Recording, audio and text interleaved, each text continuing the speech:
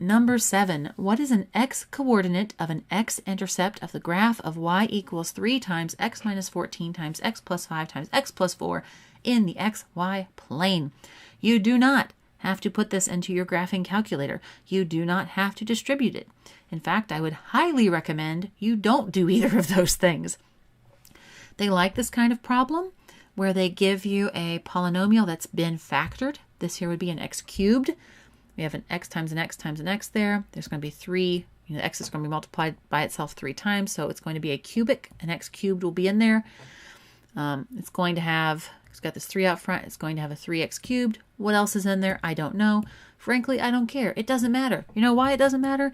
Because our answer is looking at us right in the face. We don't actually have to do any real, we'll call this quote unquote real math. When you factor a quadratic, because most of us have experience factoring quadratic, not necessarily factoring cubics, we will end up, when we factor, with something like x plus 3, we'll say, times x plus 1, and that equals 0. And if you've done that, and I'm hoping you have, because that should be a part of your SAT prep, is learning how to factor, the way you solve for x and you find a solution of the quadratic is you set each of these equal to 0. Because when they multiply together, they get 0, so one of them has got to be 0.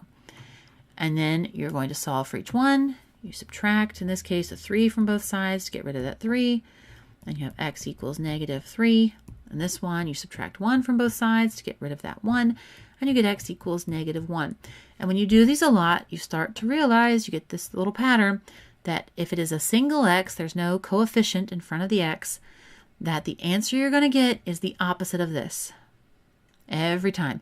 So this is positive 3, you're going to get that x is negative 3. This is positive 1, you get that x is negative 1. Again, that's only when it's a single x, not a coefficient. A coefficient changes things. Well, look here. I've got 3 of these things being multiplied together. And when it says the x-coordinate of an x-intercept, the words that get, the terms that get reused, they are interchangeable. They're going to see all of these, so know that they all mean the same thing. They are the solutions of a polynomial, the zeros of a polynomial, the roots of a polynomial, or the x-intercepts of a polynomial. They are all the same, and the SAT uses all 4 terms, depending on what the problem is. All of them. Know that they mean the same thing. So it just means whatever the quadratic is, it's the spots where it crosses the x-axis. Those are the solutions. So it's going to be where the y value is 0. So where it's 0 equals, so we're putting in a 0 for y, 3 times x minus 14. Get rid of these for a second. Erase that. X minus 14 times x plus 5 times x plus 4. So just like that quadratic we just looked at, each of these, you set it equal to 0 separately. And just like I said, that pattern that you start seeing when you don't have a coefficient in front of the x, the solutions are just the opposite of these terms. So the solution here, the opposite of negative 14 is positive 14. The opposite of positive 5 is negative 5. The opposite of positive 4 is negative 4. And those are my 3 solutions. That's it. So this is one of those things, again, if you practice this and you have this knowledge, as soon as you see this, don't waste your time graphing it. I want you to be able to practice this and recognize this so that when you look at it, you just go, oh, they're looking for an x-intercept. That means a solution. They've already factored it for me. So, okay, 14, negative 5, negative 4. Those are my 3 options. I pick any one of them that I want, and then I move on to the next problem. That is ideal. That's where we want to get to. Because as you will see, I mentioned this at the very beginning. I'm mentioning it again. As you get further in this particular module, you're going to see that the extra time that you save on things like this will come in handy. You want to get through these more straightforward problems that are just asking you to recall and use information that you studied and answer the problems that you've already seen these practice problems before. So when you get to these later ones where they just get kind of crazy, you'll have the time you need to focus on that.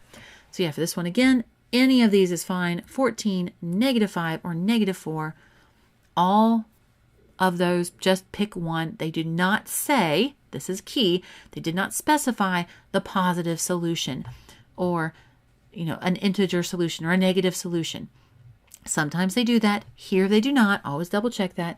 It just says an x-coordinate of an x-intercept. Pick any one you want and move on. Hey guys, the full insanely comprehensive SAT math prep course I've been promising for so long is live right now at mathwithalyssa.com. You can use coupon code EOY2025, that stands for end of year, EOY2025 for 30% off until Friday, May 16th. And of course, you can also still get the free 10 video course on SAT tips and tricks at mathwithalyssa.com as well. You also can now book one-on-one tutoring sessions with me. Links to how you can do that are in the description and the pinned comment below. Also, I will be doing a live stream algebra final exam cram session here on YouTube on Thursday, April 24th, starting at 3 p.m. Eastern Time. So be there with any and all algebra-related questions you might have. And as always, if the video you just watched was helpful or useful in any way, please let YouTube know. Comment, like, share, subscribe. You know the drill. Thank you so much for watching. Hope you have a great day. See you later. Bye.